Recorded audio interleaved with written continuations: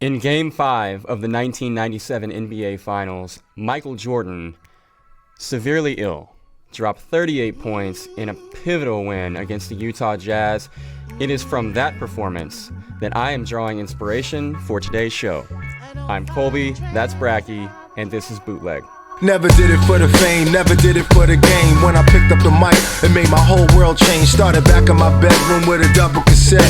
Had nothing to prove. No I'm a little under the weather today, man, so this is going to go one of two ways. It's either going to be my MJ flu game, or it's going to be the part that came right after his performance where Scottie Pippen had to literally carry him to the bench. You might have to carry the show in a similar manner today. I'm prepared to carry at least the first half of the show with my West Virginia talk, so I can get you that far. I can't wait. So I want to get into the Heisman race a little bit today, and from there I also want to take a look at who still has a path to the college football playoff in greater detail than what most are doing at the moment. But yeah, first, man, off the top, let's hear it. I know you got this all saved up. This is the reason I did not call in sick this week, so let's go. So, as I told you before the show, I want to break this down into like three parts, okay? So I have sadness of being a WVU fan. Wait, listeners and watchers should all get a pen and a pad. Yes. This is going to be a note-taking experience. Get ready, okay? So, since the beginning of the year, every single game, and Colby even called me out for it last week. He's like, man, you were worried every single week. And you saw Saturday night names why I was concerned every single week. Tennessee. I had talked myself into worrying about Tennessee. I know you worried a lot about Tennessee. I was fine with Youngstown State until the game started, and I'm like, should I be worried here? And Colby's like, dude, chill out. Yeah. And then everyone on down the line, and then this game, I knew, obviously, from what Matt Campbell's done at Iowa State, beating two top 5 teams last year, and Ames just has that reputation of I remember they got Oklahoma State a few years ago, like when the one year with like Brandon Whedon when they were undefeated and all that stuff. So they do this, and you combo that with West Virginia, who I've been on this earth for 26 years. Okay. There are very few things in this life that I want more than a West Virginia national championship at some point in my life. Just once. I'm not asking to go on an Alabama run. If they win it once and are terrible for the rest of my life, I will still have that 1 year, and it will be glorious. And this is why I knew it was coming. I knew this was coming. But every year, I talk myself into that this team is different. This team is going to be the one. We have Will Greer, that defense, they're better than expected. Got all the weapons on offense. Special teams, we blocked a field goal for the first time in who knows how long. I literally couldn't tell you. This is the team. And then I'm like, Kyle, don't do this. Don't do it. Don't do it. You know it's coming. Don't do it. And I'm like, no. This team's different. I don't got to worry about that. And then Saturday night hit like a freight train. And, you know, the worst part about it is I kind of wish we just would have gotten killed from the get-go. We took the lead. We're up 7-0, playing well. And then the offense kind of fell off a cliff, like, after, like, the fourth drive. Because the first three, moved the ball, first downs, had a touchdown, but then just fell off a cliff. What was it, 14-13, like, most of the way through the second quarter? Isn't that right? Yeah. And then they scored again right before halftime. So it's 2014 at halftime. Okay. And I'm like, okay, one play, which is offense can do, one quick drive, 2 minutes. Like, there's so many touchdown drives this year under 3 minutes. Like, that's all you need. And we're back out in front. And the defense usually settles in. Defense settled in, pitches a shutout in the third quarter. Offense does nothing. So we go into the fourth quarter down 6. I'm like, okay, we can do this. One play, you know, one Marcus Sims deep ball or David Sills or, you know, whoever breaks a run. Just nothing. And then they kind of had a touchdown. They had a touchdown that kind of broke the camel's back with like 8 minutes left, and we just. That was right after I texted to check on you. Yeah. And you were not doing so hot. Oh, I was trying to get you to keep the faith. You were. But then that happened, and I just stopped talking to you. Yeah, altogether. I said we're dead. I texted you back and said we're dead. I didn't know what else to say. But I mean, the school, the football program is cursed. And I asked Little B if he was the reason he did not respond. So I can't rule him out yet. But we are cursed. Somehow, some way, someone did this. I don't know why or what led them to do it, but I'm going to figure it out. I will not rest until I figure it out and we reverse the curse. It's like the curse of the Gambino, the Cubs go or whatever. Yeah. We got to figure it out. Well, I think ultimately what it comes down to is you're going to have to sacrifice like a living creature. Oh, I'll do it. Right? Yeah. I just don't know which living creature. Sacrifice a person. I don't care. Oh. We'll edit that out because that's murder. But so moving into the game, I don't know what that was not Will Greer that I know. I mean, they dropped 8 most of the game, and when they weren't dropping 8, they were blitzing a ton. And Texas Tech tried this, and Will picked them apart. We picked up the blitzes easily. Mm-hmm. When they blitzed, we didn't pick up the blitzes. He was running for his life. And then when they dropped 8, he just ran around in the backfield and held on the ball way too long. He took like multiple 10-plus yard sacks. Yeah, 7. 7 sacks. It's ridiculous. Throw the ball away. And then there were other times, too, where he would just roll out and he'd just be standing at the line of scrimmage. And instead of just running for like 10 yards or like 7 or 8 and taking what the defense gave you, he would just stand back there and then just like take a sack or throw it away at the last minute. It's like we could have had a first down, got some kind of momentum going here. And they only attempted 22 passes in the entire game. They were really trying to establish a run. And I get why, because they were dropping 8 most of the game. But that was another thing is we're dropping 8 and they couldn't run the ball still. They had some success in the first like 3 drives and that was it. None the rest of the game. So, I mean, Holgerson put it perfectly when he's like, we couldn't block, we couldn't tackle. They missed over 30 tackles on defense. Yeah. Missed 30 tackles. 20 of those had to come in the second half. Yes. So, another bone I have to pick is like, I do not think Will performed like he did or we lost because of the Heisman campaign. I don't at all. But this is the second time that they've gone all out. They did this with Pat White too. And Geno Smith. They just go all out on these Heisman campaigns. They make websites and they were producing videos leading up to the season.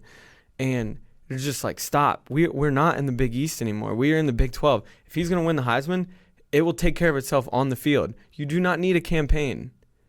Now, maybe you did when it was Pat White and we were playing in the Big East and, you know, you're trying to raise that profile, but we don't need that anymore. Everyone already had him as a top 5 guy coming into the season. Mm-hmm. He's not Mackenzie Milton. No. He doesn't need that Heisman campaign. So let's stop forever. Okay, guys? We don't need it anymore. I know we've never won one, but if we're going to win it, it will take care of itself on the field. Highlight that one after you write it down. Yeah. And then the worst part is after this has happened like the past 3 years, after like a big game like this where either we lose or maybe it wasn't competitive, whatever, the Oklahoma game a few years ago in the snow when Baker came up there and it wasn't really competitive comes to mind. It's like everyone just jumps to the fired Dana Holgerson. Like it's just like it's time to move on. It's just not working. And it makes absolutely no sense to me. So I decided to make the Dana Holgerson defense, I call it. Oh, great. Let's hear it. He is known for offense, but I will go on the defense for Dana. Oh, I see what you did there. Yeah, thank you. Mm-hmm. So in 8 years, including this year, he is 58-38 at West Virginia. Okay? So we're 20 games over 500. Yep. 9 wins over ranked opponents in 8 seasons. That's pretty good. Right, and to put that into perspective, Rich Rodriguez had 10 ranked wins in 7 seasons, so 1 more in 1 less season. However, 2 of those ranked wins came against non-Power 5 teams, so a Cincinnati and a UConn. So a Cincinnati and UConn win don't quite equal the Big 12 wins. Right. And then for even greater perspective, Don Nehlen, College Football Hall of Famer, was coach there for 20 years. It took him 13 years to get 10 ranked wins. So he's right on pace with the best coaches West Virginia's ever had. He only had 1 year in the Big East. Yeah. In that 1 year in the Big East, we put 70 points on Clemson in the Orange Bowl and we won the Big East. If he had gotten 7 years in the Big East like Rich Rodriguez did, we would be an absolute wagon, and we would be we'd be the first if the Big East was still, or if we had transitioned into the American, which it is now, win the American every year, and we'd be playing in the New Year's Six or whatever. Yeah, well, I don't even really like.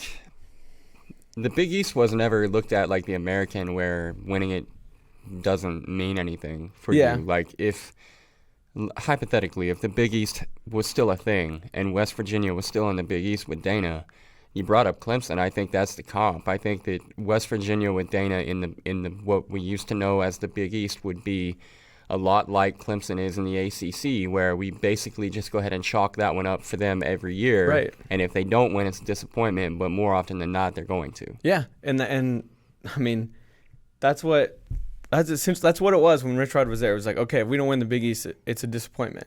And it's not even the first 3 years I think Rich Rod was at West Virginia, it was the Big East with Miami, Virginia Tech, Boston College. Sure. That wasn't the case, for his last 4 years. It was Rutgers, Louisville, Cincinnati, UConn, South Florida were your toughest games. Yep. So Dana had to transition us from the Big East to the Big 12. So for 3 to 4 years, we were playing in the Big 12 with Big East talent. You just don't get Big 12 talent overnight. No. And if you look at where West Virginia's recruiting classes are, for both Rich Rod and Dana, they average 39th in the country. It's not, we still don't have Big 12 facilities. Not even close. And I know they're getting ready to build over $50 million worth of facilities and upgrades and everything, but it's still not on par with everyone else in the Big 12. So he had to usher in this new era of West Virginia football, taking the biggest step up it's ever taken in competition. Like I said, you replace UConn, Louisville, Cincinnati, South Florida with Texas, Oklahoma, TCU, Oklahoma State, Baylor, Kansas State. It's a big step up. And, kind of my last thing is, I saw 5 or 6 people, and there were even articles written prior to this year. One of them being no matter what happens in 2018, we need to part ways with Dana after that year. It's just, we need a new look. And the article, and I've seen this on social media too, is bring back Rich Rodriguez. And it's guys, what are you talking about? Since Rich left West Virginia, he is 58-57. Yeah, he's been awful. It does not, his system, whether he hasn't been able to get the right players, whatever, it's not working in college football anymore. And give me the guy who knows the Big 12, who's 20 games over 500, who has his program trending in the right direction. Give me that guy. I mean, who are you going to hire? Who are you going to hire? No one is leaving their Power 5 job for West Virginia. Well, it's not happening. That's the question that we asked the other day, right? If West Virginia wants to get rid of Dana, cool. So who's the replacement? Exactly. So it'd likely be, a non-Power 5 school head coach, probably Seth Luttrell or someone like that. Okay, but he's not going to be at all proven. No, that's what I'm saying. We know what Dana is. Exactly. So you're taking a chance on somebody who's been a head coach at a non-Power 5 school, or you're going after a Power 5 coordinator who's never been a head coach before. West Virginia is a really unique place that Dana has found a home in, and I think fits the personality of the school, the conference, just the way the conference plays. He fits that, fits the personality of the fan base. I think he's very brash. He's honest. He's not afraid to show his emotions on the sidelines. I just don't get why there's always this clamor to get rid of Dana, and he's the problem.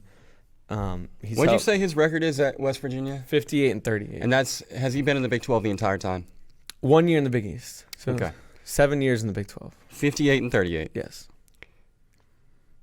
TCU joined the Big 12 alongside West Virginia. Yes. You don't hear anybody in Fort Worth looking to fire Gary Patterson. No. All you ever hear about Gary Patterson is that he should go take a bigger job. Yeah. But he's comfortable at TCU. Yeah. Gary Patterson is 51-27 over the same, minus that 1 year in the Big East. Right. Gary Patterson is 51-27 in the Big 12 with TCU. He has gone 7-6, 4-8, 6-7, and he's also won 11-11-12. But he's had 2 seasons where they had a losing record. 1 season they didn't even go to a bowl game. And this year, they're not very good. They're pretty much who we thought they were. Right. You won't find one breathing They're going to go 6 person. and 6 probably. Yeah, and there's not one person at TCU in any way associated with TCU who would suggest that Gary Patterson should not have that job. And here's the thing. Any West Virginia fan that thinks that Dana should be out, but when I say that, would counter with, well, Patterson's a better coach, or West Virginia's a better job, or whatever it is, should go to Fort Worth and look at the facilities at TCU, because their football stadium is a freaking palace. Mm-hmm. They're located in one of the most talent-rich areas the country. Yes. I mean, Gary Patterson can trip and fall on a 4-star recruit on his way to work. Yeah. Dana has none of those advantages. Like you pointed out, all of the facilities in Morgantown are wanting, and obviously they have some on the way, but on the way means we don't have them right now. Exactly. They're years down the line. So if West Virginia wants to fire Dana, cool. But apparently TCU should also fire Gary Patterson. Yeah. Because they're basically the same coach. It just makes no sense to me. And you bring up recruiting. Like, I love Morgantown. All of our West Virginia fans obviously love Morgantown and know what a special place it is. But it's off the beaten path. It is not like when recruits think places to go, they don't think Morgantown, West Virginia. It's not easy to recruit there, and it shows that in the recruiting rankings. We struggle to stay in the top 40. Now, what Dana has done to supplement that better than any coach at West Virginia ever is attacking junior college guys, which we have done an amazing job in. Kevin White, all the White brothers, Kaiser White, Crom White, Skylar Howard led West Virginia to a 10-2 season. He was a junior college guy. Oh, David Sills, for that matter, if you want to count him. Yeah, Ezekiel Rose, you can go on down the line. And then the other one is transfers. And he's made this very obvious that he saves scholarships for transfers. And you see that in Keith Washington, a transfer from Michigan. Kenny Bigelow, a transfer from USC. TJ Simmons, transfer from Alabama. He supplements the recruiting rankings, or moving up higher, by getting these transfers and junior college guys. Sure. And he's doing that better than any West Virginia coach has ever. And it's not going to get – I mean, we need to realize what we are. We are not Alabama. Now, you're not the only fan base that has trouble with reality. I know that. I know that. You're absolutely right. And you're not going to compete for a national title every year. It's just the way it is. You're not going to. You're not going to compete for a national title in most years. Right. Unless you're one of about 5 programs. Correct. And now this is the kind of perfect storm that you need to hope for. Like the return of a quarterback like Will Grier and a very talented defense and a great skill group in running backs and wide receivers. So it's kind of been the perfect storm, and that's what you need to hope for if you want to make that push to the national title. But every other year, you should be very happy with going 8-4, 9-3. No question.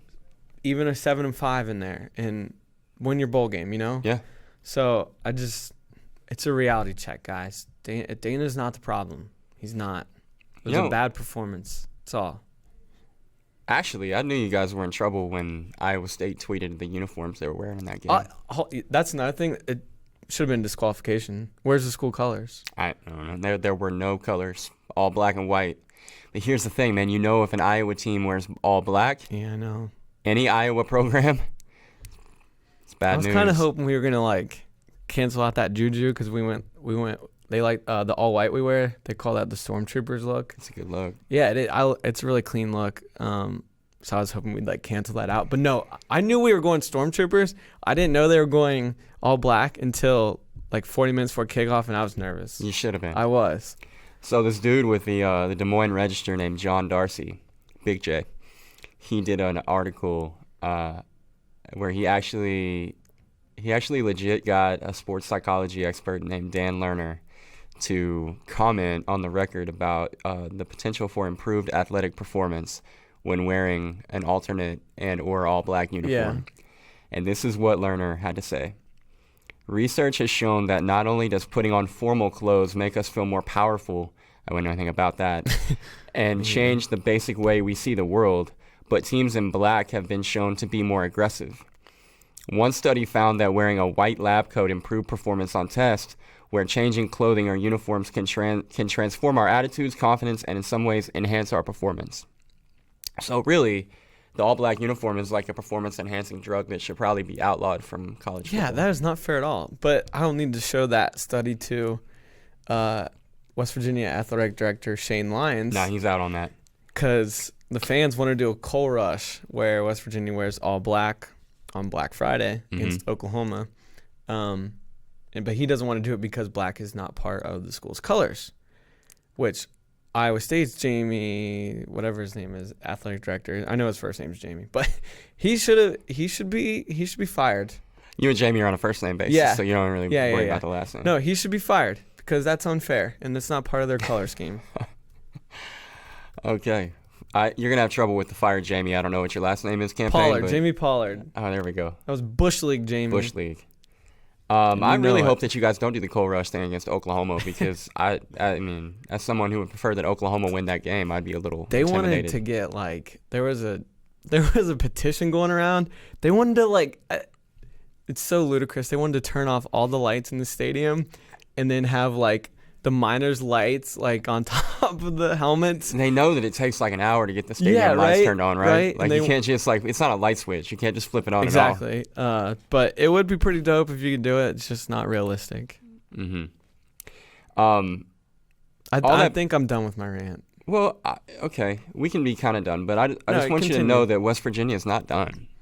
I know. Like, that's I think that the biggest takeaway in my mind is that it's a reality check for the fan base. You need to know who you are. You need to understand what you have. And Holgorsen not overreact to a road loss in an environment where a lot of teams go and die. But I also think another key takeaway is that everybody wants to okay, this happened in week 6.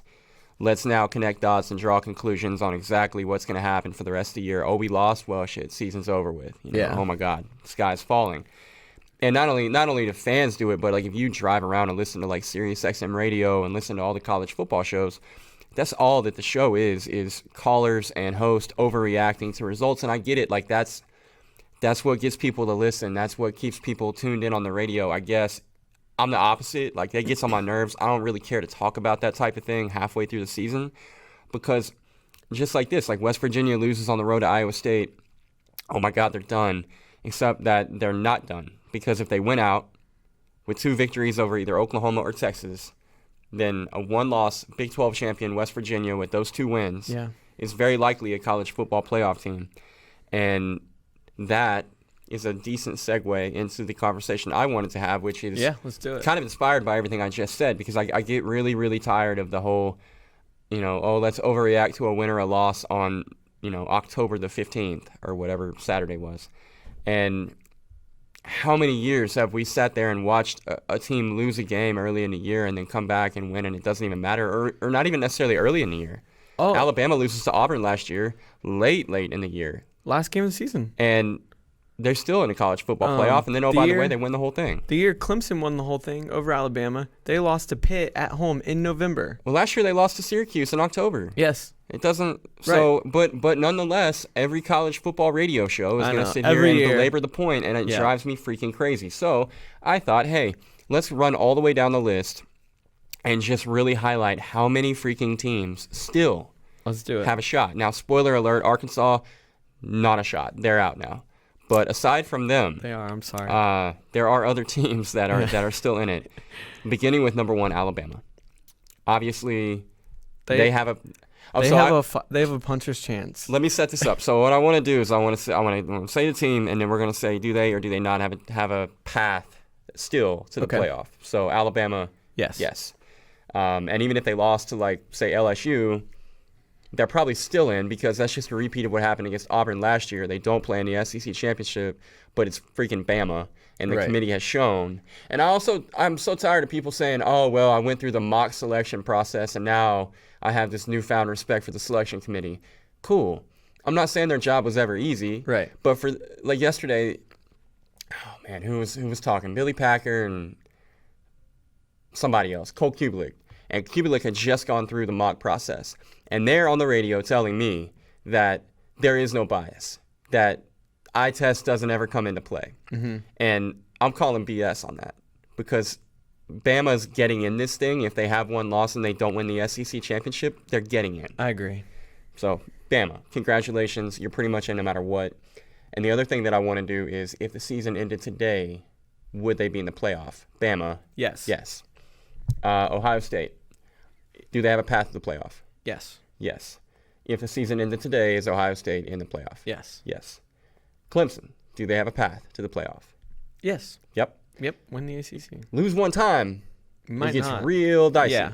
Even then, if you win the ACC. Right, because then you're probably going to be up against either another one-loss SEC team, a one-loss Big 12 team, maybe a one-loss Pac-12 team with Oregon. It gets really hairy if you lose along the way. We can dive into that in a sec, but I mean they have North Carolina State on Saturday. Right. No one's lose talking that about game, that and even game. if you win out, I'm not totally sure, but win and you're in. Correct. I think Notre Dame. Have a path. Oh, if the season ended today, is Clemson in the playoff? I forgot that part. Yes, they are right now. I think they so. are. I think so. I would put them as a 3 seed. The first 3 in the rankings, I would have that as the football ranking or the playoff ranking too. I think these next 3 are fun because you're essentially going to have to pick 2 from Clemson, Notre Dame, and LSU. Yeah. And I can't see the committee leaving out an undefeated Clemson, so we'll say that they're in. Notre Dame, do they have a path? Yes, they do. Win and they're in. When you went out, you're in. No way they're going to leave an undefeated Notre Dame out. No. No scenario. If the season ended today, is Notre Dame in the playoff? I would take LSU over them. I don't know, man. I know I just said I didn't think the committee would pass on unbeaten Clemson, but I also don't think there's any way on earth they pass on unbeaten Notre Dame. But LSU might legit have the best body of work of any team in the country right now. Yes. They've played the toughest schedule so far. They beat Miami. They beat Auburn. They went on the road and beat Auburn, too. They kicked the crap out of Georgia, who everyone was putting on this platform with Alabama. Yeah. Their one loss is on the road against Florida in a game that came down to the final drive, and Florida's 6-1. Yeah, Florida's looking pretty good right now. And their only loss is to a top 15 team as well. Kentucky, so 5-1, sure. Yes. But you got to pick 2 of the 3. That's the thing. So you got Right. Notre Dame here. What is now a massive win against now number 6 Michigan, plus blowouts of Stanford and Virginia Tech, the second of which was on the road. Mm-hmm. You've got Clemson undefeated, and they're Clemson. And then, And you got LSU. I guess the thing with Notre Dame then is then you look at close games against Ball State, Vanderbilt, Pitt. So if you got to pick one to leave out right now, it's Notre Dame. I'll leave out Notre Dame right now. I think LSU is a better team. Do you think the committee would leave out Notre Dame for LSU? No. So you think if it starts today, the committee probably would leave out LSU? Yeah, because there's no way they're saying no to an undefeated Notre Dame team. I also don't care what people say about like these national brands having any kind of influence because they absolutely do. 100%. That's the conversation between Kubelik and Packer on the radio yesterday. Is they're like, nobody cares about the brand name inside that room. Get out of my face with that. Are you serious? Yes. Everybody cares. It's all about money and all about Notre ratings. Dame? And if you can get Notre Dame and Alabama and Clemson and Michigan or whoever all on the big stage, you're never gonna. Yes. You're not going with a dark horse over them. Correct. I'm sorry, Oregon and Notre Dame with identical profiles, always going to be Notre Dame. West Virginia and Notre Dame head to head. If they both go 12-1 or whatever, Always they're going to take Notre Dame. Yes, always, and it's bullshit, but it's going to happen. It just kind of is what it is, though, right? Like, that's the nature of the sport. And, like, if you're catering to a national fan base, because, like, what are the odds that your team is going to get in the championship? Not yours in particular, but just whoever you are a fan of. Right. Unless you're a fan of Alabama. The odds are low. Yes. Relative to the fact that there's 129, 130 teams, whatever it is. Right. So what they want to do is make sure that all the other people, the other 126 fan bases, are interested in their playoff. Yep. So going with Notre Dame, going with Michigan, going with LSU, going with a brand is smart. Yep. You would do that every time. Yep. I digress. Back to our game. Michigan, do they have a path? Yeah. I think they definitely have a path. You. I actually freaking love Michigan right now. I low-key think Michigan is a playoff team because that loss to Notre Dame now looks really freaking good. It looks like it was amazing. a touchdown loss on the road against an undefeated Notre Dame. The thing is, though, is you can't afford to lose, and you still have. No, they have to win out. I'm saying my Yeah. path is assuming that if they do everything right, that's all this Yeah. is. If you do everything right, do you have a path? Oh, absolutely. and they got a hell of a It's a hard boost off that. path. Yeah, but that you end the season with the win against Ohio State, and then I don't care who you Right. play in the Big Ten championship. That's what I'm Congratulations, looking you're in the playoff. To see who it could be. It's gonna be Northwestern, Wisconsin, or Iowa. Yeah. So I don't know. I like Michigan a lot. Texas, do they have a path? They do win the Big 12. Yeah, went out. And same as I said for West Virginia, that means that you have 2 marquee wins over the same opponent, which is really hard to do. But we keep saying win the Big 12. If, let's say, the Big 12 just continues to beat itself up like it currently is, a 2-loss Big 12 team is out. Oh, there's no question. Is out. So There's no question. You know, in all of this, we are assuming the best possible case scenario for that team.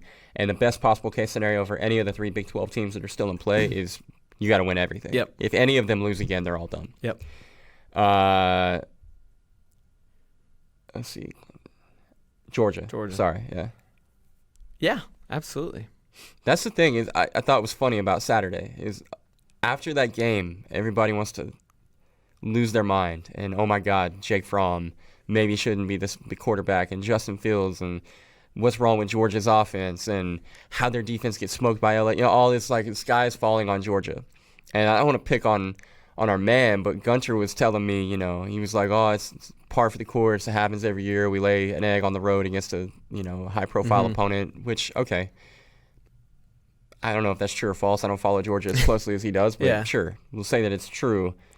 That loss literally changed nothing for Georgia. Nothing, because unlike a lot of the other one-loss teams that need a little bit of help from somebody, Georgia doesn't need any help. They're still driving the ship. Yeah. If they win out, that means that they win the SEC championship game against either number 1 undefeated Alabama or they exact revenge on the one team that beat them this year.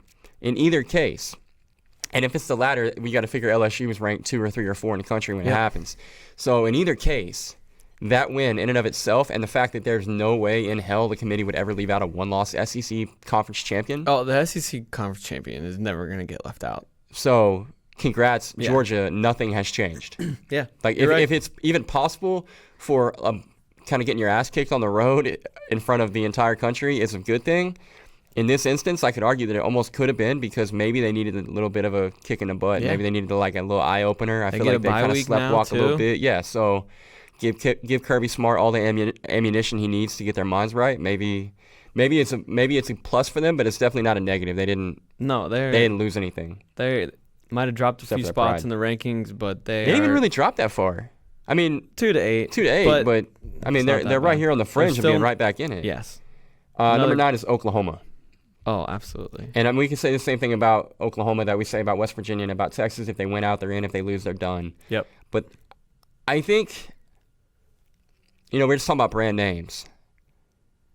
I think a one-loss Oklahoma is different than a one-loss West Virginia. It is. Even though they have basically the same situation, same body of work, same conference that they just won, same record. It's really sad, but it is. I think one-loss Oklahoma's in.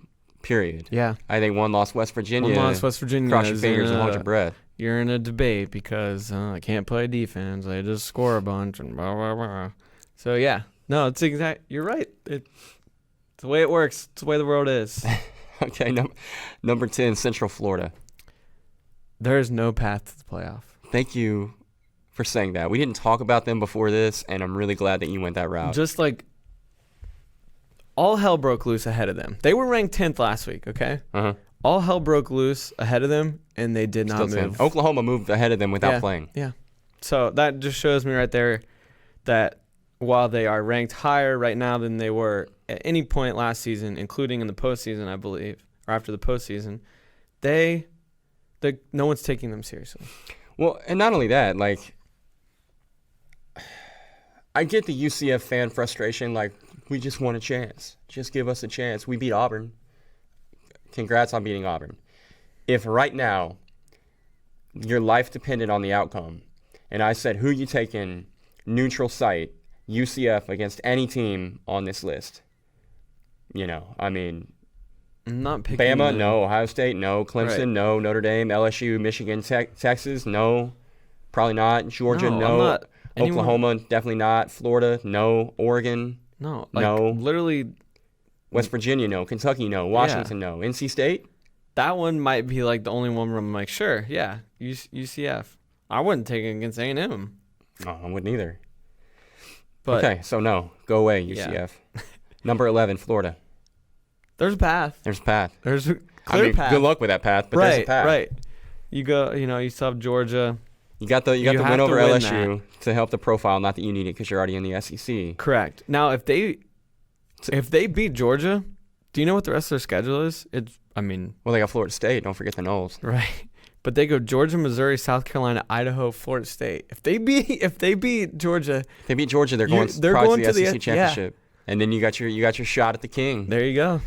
Look, man, if Florida beats Georgia and then they go and they beat Alabama, congratulations. Right. Oregon, There's a path, but man, maybe they need help. they need. Yeah, I mean, this is not a good year to be a one-loss Pac-12 champ. There's just nothing on their schedule, really, past or future, where I'm like, that's the one. Right. That's the win. No, I agree. I don't know. They passed the eye test, but I just feel like when you put their resume up against every other one-loss team that might be in that situation, it's going to be like, wow. It says a lot that they didn't even move into the top 10. Yeah, I mean, after that win. I don't know. I don't see it, and I hate that because I really like this Oregon team. Yeah. And I think they're clearly the class of the Pac-12, and I think they're fun to watch. But maybe they have a path, but it's not an easy one. West Virginia at 13, we already talked about, went out, and I think that you're still in. I hope so. I think that you're still in. It's not nearly as sure in my mind as OU, but this to like pile on the heartbreak, it would be the most West Virginia thing to win out from here and have 2 wins over Oklahoma or Texas and then get left out. It would just be the most West Virginia thing of all time. So, oh God, continue. I hope that doesn't happen. I don't want to lose you. I hope for my playoffs. sake it doesn't happen either, because that might check out be a my bowl breaking season. point. It might be my breaking point for football forever. Number 14, Kentucky, same boat as Florida. Went out, Yep. which means beating Georgia and winning the SEC against Alabama or LSU. Good luck. Good luck. Washington, No. bye. Leave. NC State, Win out. that's what I'm saying. Same boat Yeah. as Clemson. Yep. If you lose, forget about it. But if they were to run the table and go undefeated and win the ACC, barring perfection at the top, Yep. you're in. Agreed. A&M, Penn State, Cincinnati, South Florida, Mississippi State, Wisconsin, Michigan State, Washington State, no shot. Leave. I do have one for you, though. What about Iowa? Yeah. I think. They'd be 12-1 Big Ten champs, but they'd only have 3 wins against ranked opponents, Wisconsin and Penn State during the year, and then obviously a massive win against likely number 2 or top 3 to 5 Ohio State or Michigan in the Big Ten championship. 12-1 Iowa, Big Ten champs. I'll say there's a path, and that is winning out and then beating a top 5 Michigan or Ohio State in the Big Ten championship game. But, man, you compare that, like, let's say it's between them and the Big 12 champ that's 12-1. Huh. I think you got to go with the Big 12 champ. Imagine this. Imagine being on the college football playoff committee. You know what? Imagine you are the committee. Okay. You're the committee of one. Yeah. Whatever you say, that's what we do. Okay. You've got a 1-loss Big Ten champ in Iowa. You have a 1-loss ACC champ in, we'll say, Clemson. Okay. You've got a 1-loss Big 12 champ in Oklahoma. You got a 1-loss Notre Dame who just lost to USC. And you've got a 1-loss Pac-12 champ in Oregon. Okay. And you only have 3 spots for the 5 teams. Okay. Who's in? Okay. Iowa, Oregon, Clemson, Oklahoma, Notre Dame, Oregon, all 1 loss. Oregon, be gone. Sorry, Oregon. Pac-12 was trash this year. Okay. So now we're down to Iowa, Clemson, Oklahoma, Notre Dame. I mean, you can put West Virginia in the Oklahoma spot. It's the same story, but I feel like if I give you a different school, if I make it West Virginia, I know you're putting them in. I'm putting the Big 12 champ in because if they go 12-1, it means they have like 4 to 5 ranked wins. Mm-hmm. And not really a bad loss, unless. Well, and I want to reiterate that it means, especially if it's West Virginia or Oklahoma, it means they beat a team twice in a span of like 2 weeks, 3 weeks. So I will go Big 12 champ in. I will go. Man, I would put Iowa in. Would you? Yes, I would put Iowa in because that schedule is significantly tougher than what Clemson or Notre Dame's played. Okay. And then it's between Clemson and Notre Dame then for the final spot. And I think you would have to say Notre Dame's body of work's better than Clemson's. Yeah. Clemson's win this year It's tough to argue. is They have a lot of common A&M. opponents.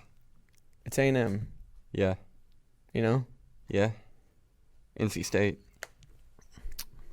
I wouldn't be guess. surprised if NC State's one of those teams that just like loses like 3 to 4 games down this stretch. I don't even know what their schedule is, but Well, see, and this is a game I hate when people play. It's like, well, what if so-and-so lost to so-and-so and then Yeah. they did this, and then could you make it? Yeah, you can make a lot of arguments.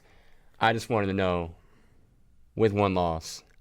oh my god. And so I think NC you've answered it. State's The schedule's terrible. College Football Playoff Committee of Kyle Bratke would go with one-loss Big Ten champ Iowa, one-loss Big 12 champ whomever, and one-loss Pac-12 champ Oregon over. No, Or no, Oregon's sorry, out. Oregon's out. Sorry, Oregon. I I'll didn't go mean to get your Notre hopes up Dame. there at the end. Notre Dame is in. You're out. Clemson, you're out. Because I like their win over Stanford. The Virginia Tech win is nice. So I feel like that Stanford win is going to look a lot like the NC State win It that could. you just described, though. It could. They need to hope that Stanford gets it together and goes like 10-2. They should maybe block for the running back at some point this year. That would That probably would be help their helpful. cause. All right, let's shift It gears. really depends shall on we? what you value, I guess. Are you valuing like playing in a tough conference? You valuing Well, you have to value strength of schedule, right? right? For sure. And I mean, I don't really care about your. I don't know. Do you care about conference championship more than you care about body of work, or do you just care about body of work? No, I Which I care obviously about body includes of conference work. championship because that's a win over a good team. for but- sure. I care about body work more because that usually will tell you who the better team is. You know, winning a conference championship game is kind of a one-off thing, propped up usually on a neutral site. Well, that's It's- the thing, right? Like I don't care if Oregon wins a Pac-12 championship against Arizona State Right. or Colorado No one or cares. whoever. Right. Like, cool story. Yeah. Exactly. But if Iowa runs the table and then beats a Michigan or Ohio State, heck yeah. Yeah, and it's got nothing to do with the fact they won the Big Ten. It's got everything to do with the fact that their last game, 12-1 team, Right. they beat the king of their league. Yeah. So now they're the king. Yeah. Clemson beats Miami in the ACC championship game. Who cares? Mm-mm. Miami's going to win Doing lose nothing like for 4 me. games this year. Yeah. Right. Same thing we said about Virginia Tech. Yeah, absolutely. I don't know. It's tough. It usually, for the most part, works itself out. I'm sure it will. Oh yeah, no, it always will. Yeah, it really is tough at this point in the season. It's a jumbled up mess. Another thing that usually works itself out, but that people have been acting like is already over, is the Heisman race. Yeah. It's like everybody, and I say everybody, and it's like, who's they? Who's everybody? But I listen to a lot of college football talk, right? Podcast, radio, whoever. And it's always like it's Tua's trophy to lose at this point. Like it's Tua's, he's the clear front runner for the Heisman Trophy. And I don't really necessarily see it that way. I think I think that we kind of jumped to conclusions over Tua after the first 3 or 4 weeks. And now it's like, okay, well, we're just going to ride that out just because that's what we said a couple of weeks ago. Mm-hmm. So I dug into it. And I want you to do a blind observation of 3 quarterbacks. Okay. Who I believe to be I believe these 3 have clearly separated themselves from everybody else. Sorry to Will Greer in West Virginia. No, he's out. You're right. Will was the 4th. He's not here anymore. But I believe as a collective, there is separation. I think these 3 should be the ones in New York. If you throw a 4th guy in there, if you throw Ed Oliver in there, you're just doing it for window dressing. So you have a defensive player there or whatever. Yeah. Player A has completed 72.3% of his passes this year for 2,331 yards, 28 touchdowns against 4 picks with a QBR of 85.9. Okay. In his most recent game, he threw for 412 yards, 3 touchdowns, and no picks with a QBR of 80.7. It's very good. His team won. Player B has completed 71.5% of his throws compared to 72. 1,760 yards passing, 21 touchdowns, 0 interceptions. A QBR of 97.4. Okay. Quite good. Most recent game, he threw for 265 yards, 3 touchdowns, no picks, and had a QBR of just 77.9. Wow, it's really slacking. Well, yeah. Player C, or player 3, I forget if I'm doing numbers or letters. C. Player C has completed 71.1% of his throws for 1,764 yards, 21 touchdowns, has thrown 3 picks instead of 0, but has 377 rushing yards and 5 rushing touchdowns as well, with a QBR of 96.9. In his most recent game, he threw for 304 yards, 4 touchdowns, and rushed for 92 yards and another touchdown, and had a QBR of 96.6, although unlike the other 2 candidates, his team lost. You tell me. I'm not saying pick the best one, because good luck with that. I'm just saying you tell me who the clear frontrunner is in that group. There is none. I don't think. Just listening to numbers, having read off to me, I would say there is none. No one separates himself more than anybody else, and no, I could tell who they are from you reading them off. Well, sure. So player A is Dwayne Haskins, right? Obviously, player B is Tua Tagovailoa. Mm-hmm. I think I got that right. Yeah, that was nice. Sweet. And player C was Kyler Murray. Right. And yeah, everyone wants to. I mean, Tua's literally been almost perfect when he's in the game. Now he has not played a snap in the fourth quarter yet, which obviously is going to hurt his stats. But Nick Saban doesn't care about that. I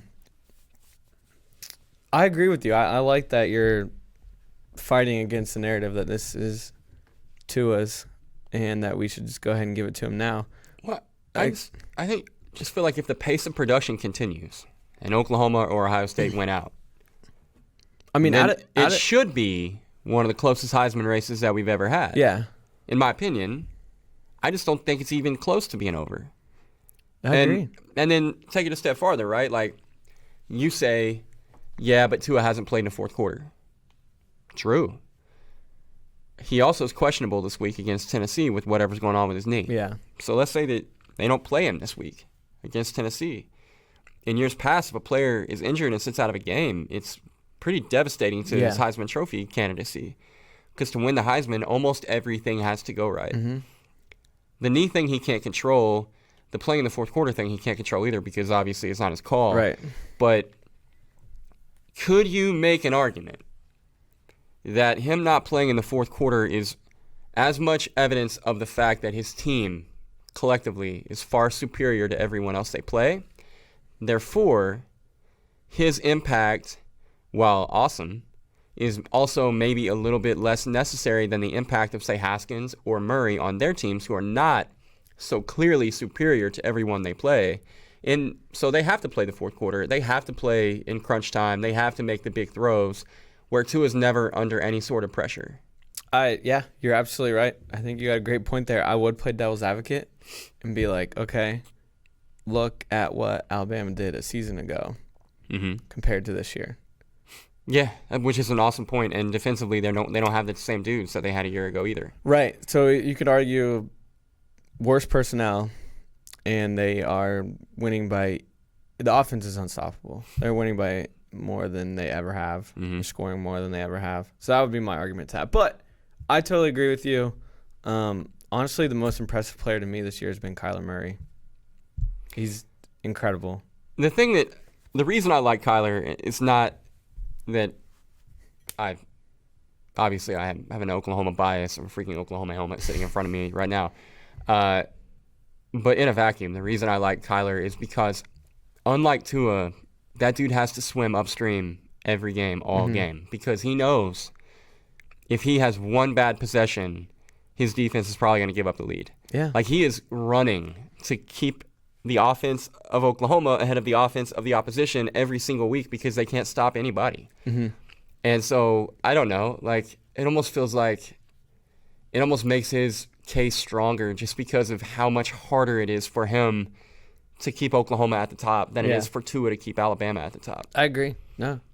Like I said, and what I really like about Murray too is he has the ability to beat with his feet. And while Tua can run, it's definitely not at Kyler's level. Kyler. No, right. That kid's unbelievable. Okay, that's my point. No, I don't really want to go any it's a farther great than that. I'm not point, going to and beat we the table shouldn't- and say that Tua shouldn't win the Heisman. I just think that it's stupid for people to act like it's over. Right, absolutely. And we've seen this, for years now. The guy who is the front runner in the first half of the season usually does not win. Almost never. Last year it was Saquon Barkley.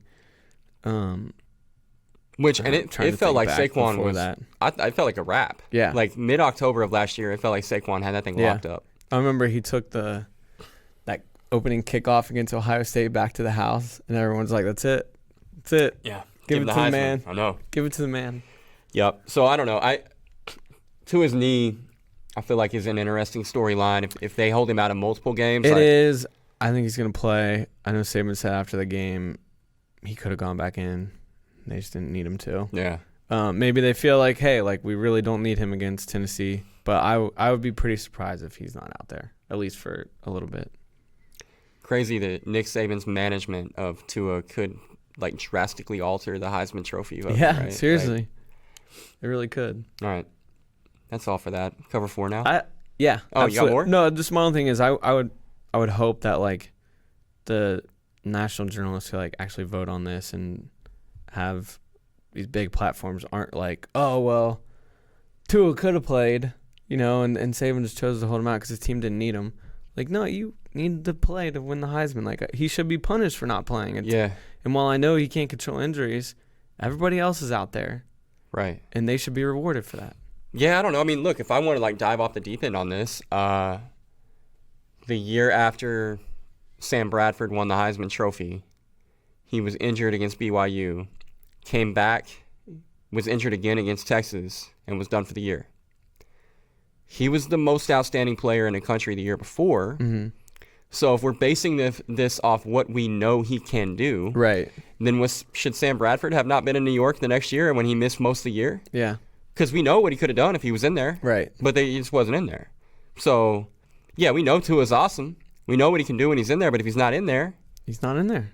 If you play 3/4 of every game for the whole season, I'm not super great at math, but that's 3 fewer full games than everybody else played. Absolutely. I know what he would have done if he was in there, but he wasn't in there. Right. You can't just project stats out there and add them in. Yeah. See, now if I was Skip Bayless or Colin Cowherd, I'd be screaming into my microphone right now about how Tua does not deserve to win the Heisman Trophy. And how Mason Crosby lives in your head because he lives in Skip Bayless's head. There are multiple people taking up residence in old Skip's head, man.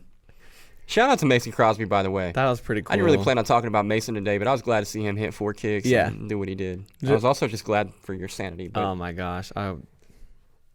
I would have been in a really bad place if we'd lost that game Monday night at home to C.J. Beathard. But it was really cool. The fans of Green Bay gave him a big ovation when he came back out and made that first extra point. And the team really rallied behind him when they didn't have to. No. They didn't have to at all, and they stood by him. So that was cool. Yep. Ole Miss is getting 3.5 points at home against the train wreck that is the Auburn Tigers.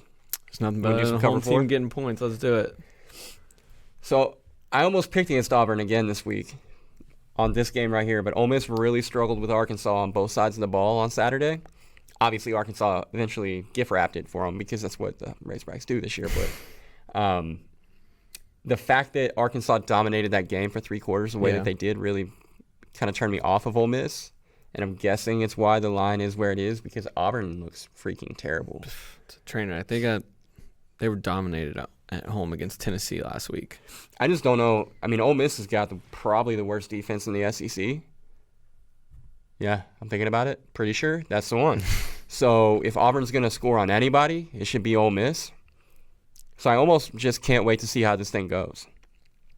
Because people are already talking about buying out Gus Malzahn's contract that he just signed an extension on. It is $32 million. And apparently, they're just fine with it. Yeah, there's a group all right, we'll do it.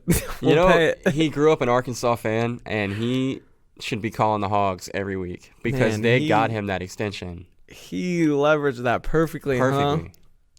Dang. Yep. Okay, so I don't know. I don't really have a pick on that game. I just thought it was a really interesting line. There's nothing better than the home team getting points, right? And if I got to pick, especially against a struggling Auburn offense. Yeah, no question. If I was going to pick it, I would have picked Ole Miss. You brought up OU. Yeah, Oklahoma. 7-point favorite. It's up to 8 now. Oh. I don't care. I'm betting it. This TCU team is just, they're not good. They had one good half against Ohio State. Not even that. It was like a quarter against Ohio State, and everyone wanted to crown them. But we're not going to crown them because they are who we thought they were. They are. And Oklahoma, after a loss in the regular season, like the past 3 seasons, has been unbelievable. I think we'll see that team in the second half of the season, and I don't see them stopping Kyler Murray and that explosive Oklahoma offense. I like this. It's like a 2 to 3 touchdown game, and they cover that pretty easily. That TCU is turning the ball over like crazy. They scored 14 points against Texas Tech. It's Oklahoma defense. We'll see. I'm not going to say it's going to be LSU's defense the rest of the season, but it's a really nice spot for Ruffin McNeil to kind of get his feet under him against a struggling TCU offense, and I think we're going to see a new energy with that Oklahoma defense, and I like the Sooners big. No, yeah, I think they're going to roll. I think. I just want to see the defense one time Right, under McNeil and see what they look like. That's understandable. But yeah, I agree with pretty much everything that you just said. So I can sit here and repeat it all, or I could just say I agree, and I'll do the latter. You said you expect Tua to play against Tennessee, but I do. He does not play against Tennessee. Do you like the Vols getting 29 at home? Probably, yeah. Jalen Hurts just does not bring the same stuff to that offense that Tua does. And that Tennessee Vols are going to be rocking after that their big win. Dude, Auburn's like the best medicine for it. There it is right now. They need a little lift. That was like their first SEC win in like 13 games or something, which is crazy that Tennessee has gone that long without winning an SEC game. But if Tua doesn't play, yeah, absolutely. Take that. Washington is a 15.5-point favorite in Seattle against Colorado, which feels high to me. It does feel high. What'd you think of Colorado last week against USC? Well, if I'm being completely honest, I liked them until I fell asleep. And then after I fell asleep, I guess all hell broke loose, but I didn't watch it happen. They were in control till like right before halftime, and then USC just put a couple drives together, made it a 14-point game at halftime, and Colorado really struggled to stop the pass. What is the line at? I'm sorry. 15.5 when I put this together. Yeah, that does seem really high. A Washington squad coming off. Really emotional game. Yeah, give me Colorado.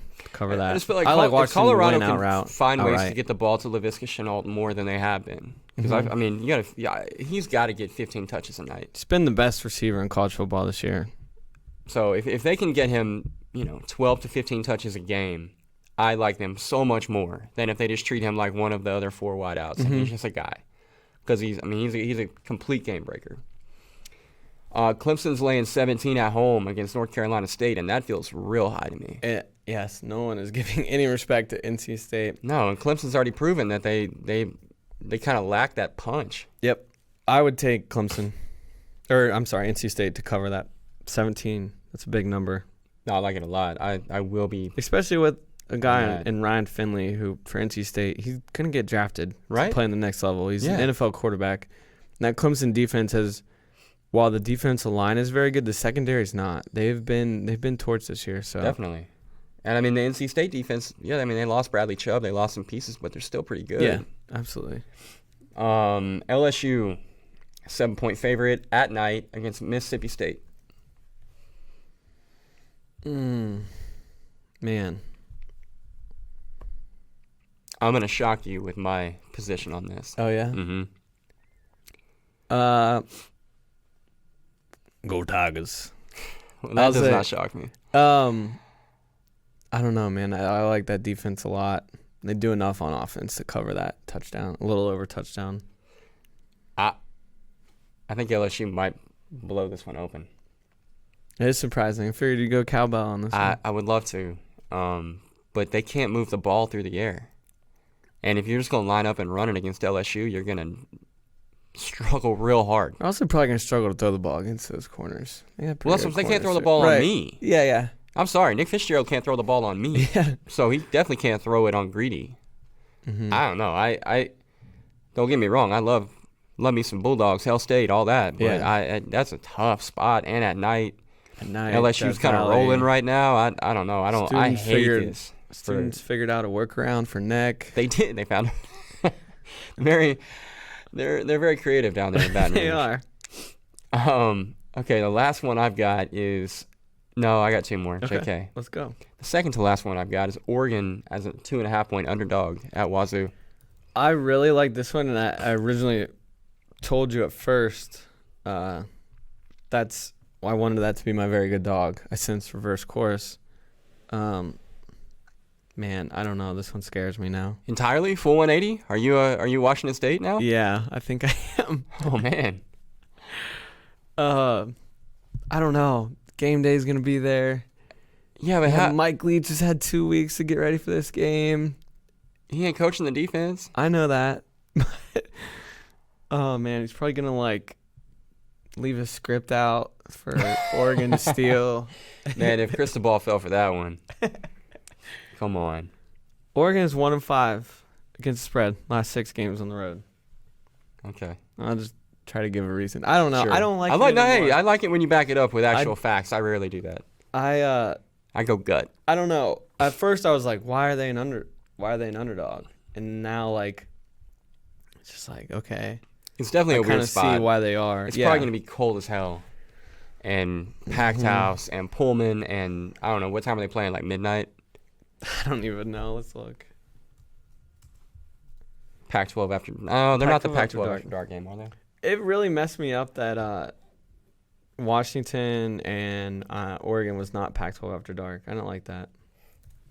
We'll write a letter to the Pac-12 and to the 6:30 Central, so Ooh. 4:30 out there. So not Pac-12. Good for after them. dark. Good for them. Yeah, I don't know. I'll probably bet Oregon, Okay. and you can bet Wazoo, and then we'll see. We'll see who wins. Yeah. See who's better. The last one I've got. Do you have any other ones? I have 2 more. You go. No, you go. Okay. Rutgers is the worst team in Power 5 team in college football, and I'm going to continue to bet against them because I win money when I do. That's smart. So their Northwestern is a 20.5-point favorite, and I know that's a lot of points. But Northwestern found their stride. I know they struggled to beat Nebraska last week, but Nebraska is actually pretty good right now. And they just beat Michigan State the week before that, who just beat Penn State. Rutgers, god-awful. Can't express enough how bad they are. In case you want some stats to back that up. Sure, hit me. Last week, they threw 3 more interceptions than they did completions. So That's not good, right? 2 completions, 5 interceptions. Okay. That feels suboptimal. Yeah. It is in Piscataway. There is 0. There's negative home field advantage. So 39 people wearing Rutgers gear will be in the building. There's Can't negative home field advantage in Piscataway. There's no more pandemonium in Piscataway. wait. Joke's on you. at They're doing a wrestling clear duels. out instead of a blackout, and you just didn't know. They were there. They tried to black out against Illinois, I know. and they got beat by 30. It's terrible. They should never, ever try that again. They also did a blackout at noon. The game was at noon. They were Awesome. wearing all black at noon. God. Freaking Rutgers, man. The other one that I had was the lane train. We haven't talked about the lane train since week 1, I feel like. Oh, man. Well, that's because, it's tough to talk about you when you don't win. But Yeah, they're 3-3 this year. Going on the road to Marshall. we are. Yeah, Penn State or Marshall, whatever one you want to be. But Marshall gives up a lot of points. I just don't think they're as good as FAU. FAU is only a 3-point favorite. I think they'll cover that. High scoring affair, but 45-30, something like that. Did you see where Lane offered a scholarship to Matt Leinert's 11-year-old kid? I did. It was funny. Bruce Feldman tweeted can't believe Lane hasn't offered this kid yet, and Lane quote tweeted him as oh, but Bruce, I have. I think he's come to the FAU. There's any prayer that he'd still be at FAU in 7 years. I like when he Lamar Jackson tweeted some video of him at Louisville, and he quote tweeted and was come to the FAU. It's he's the best, dude. Lane, you can't do that, man. He's a treasure. The last one that I added late was UCLA as an 8-point favorite, which seems like a really weird thing for me to like. Yeah. Because UCLA, but old Rhett Rod is starting at quarterback for the Wildcats. This kid, this family. He's terrible. I don't want to be mean. Like, I hate attacking players for like not being good at football, but he's not very good at football. How awkward is it? So it's Rich Rodriguez's kid. We should probably preface that in case that was we with didn't the pick Red it up. Rod thing. Yeah. That's what it was. That was Rhett good. Rodriguez, son of Rich Rodriguez. Also, I hate the name. Former coach of the Arizona Wildcats. I don't like that name, Rhett. I don't know. I don't really have a strong opinion about Rhett. It's a weird name. Get a better name. All right. Hot take. So how awkward is it that Rich Rod got fired from Arizona, okay, for a bunch of sexual harassment stuff. It wasn't clean departure. Not a clean departure. You should probably say alleged. Okay, allegedly. Sorry. Just want to keep Yeah. bootleg on the air. Yeah. You know? Sorry. Alleged. Anyways, he said in an interview that the road game against Utah on Friday night, when Rhett Rodriguez made his first appearance, was the only game he hadn't been at this season, meaning he had been to the Arizona home games. I find that very weird. I get your kids there and everything. It's just weird. It is weird. Like, let's say you're just a normal fan. You walk through the concourse. You got your nachos, your beer, whatever. And then you just walk by Rich Rodriguez. Wearing like his sideline gear from last year. Yeah. And it's, what the heck? What is this guy doing here? You don't even know his kid's on the roster. I don't even know if I'd believe it was him. I feel like I would think that it was like a lookalike. Yeah. You know? Yeah. Right. And then he just like goes and sits in the stands. And he was like cheering. Like, it's so awkward to me. That's super weird. And apparently he's like, yeah, I've talked to Kevin some, but I'm trying not to be like a helicopter parent. Like, it's his team. He should have offered up some advice on how to use Khalil Tate. That was my thing, is like, man, should have been telling him how to use Khalil Tate. Maybe Rich Rod sabotaged the Khalil Tate experience. Maybe he gave bad advice on how to use Khalil Tate so that Rhett Rod would eventually be the quarterback.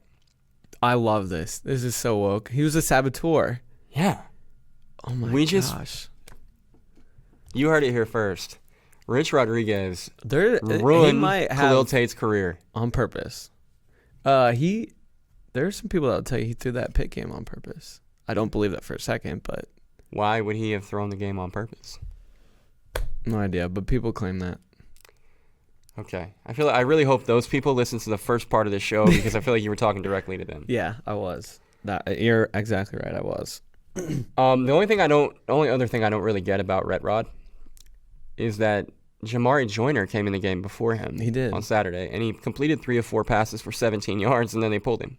I was watching this game and literally did not realize that Rhett Rodriguez was the quarterback. I remember I was watching this. I don't know. I just must have been zoned off, like on my computer, not really listening. Dude. But the game was on TV, and I did not realize that was Rodriguez's kid till you said something this week.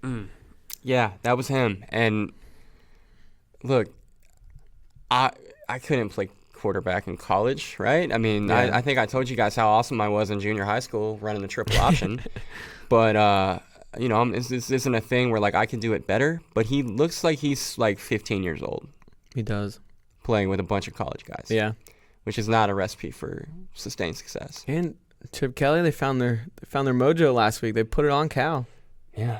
So I think it's UCLA by 1 million. Love it. All right, it's good dog time. Very good dog time.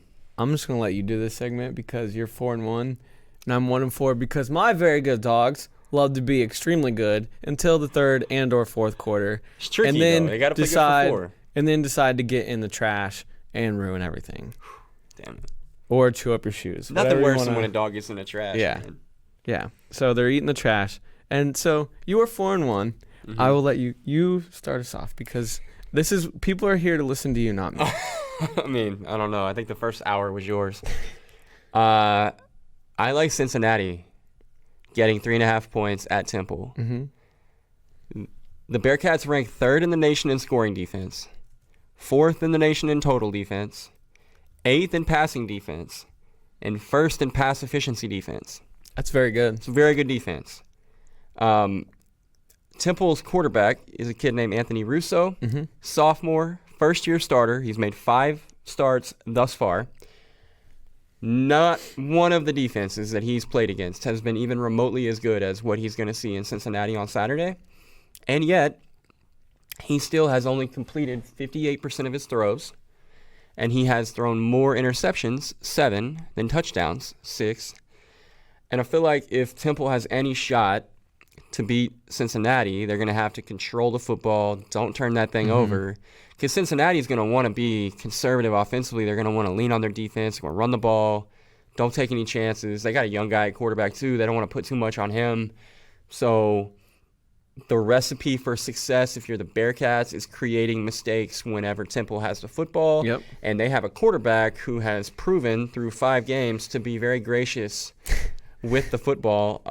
So I don't know, man. I really like Cincinnati a lot. I kind of get why the line is where it is. I still think it's a mistake. So yeah, give me Luke Fickell. Give me the Bearcats getting 3.5 to win outright on the road. I like it. I'm gonna go back to the MAC. Return to the MAC. To Buffalo, who is definitely now the favorite to win the MAC because Ohio has decided to be awful. So thanks for that. But they're 6-1, 5-2 against the spread this year. Going on the road to a 3-3 Toledo. They are somehow an underdog by a point. Was a 1.5, now down to a point, but they're the better team. They're better than Toledo. There's no home field advantage at Toledo. It's not a thing. Man, last week it was Pitt you're taking shots at. Now that's just the truth. Rutgers and Toledo. I sent you many pictures that will prove that, and if you guys want to see them, I'll show you guys too. But the Glass Bowl is not this intimidating place to go into. But there's a better team. Buffalo's got it rolling right now. They're gonna win this game by a touchdown plus. I like it. This is a week for you to bounce back. I hope man. so, Go man. Bulls. 4 in a row I've lost, and I think only one of those I was just like completely wrong. That was like Notre Dame, Virginia Tech, and that was even close at halftime. But the other ones were all 1-score games. Yeah. So let's get back on the winning track this week. Don't get down on yourself. You're right there. Okay. You're right there. Okay. This is the week we go 2-0 with very good dogs. Let's go. I can't wait. It's going to be awesome. I agree. And with that, I believe we have reached the end of our show this week. Is there anything you'd like to add? No, I'm good. I thought it was a really solid show today. It was. It was a really good job by us. Will you come back and hang out next week? I will. I'm also going to come back and hang out next week. So we'll see you guys next week on the one and the only Bootleg.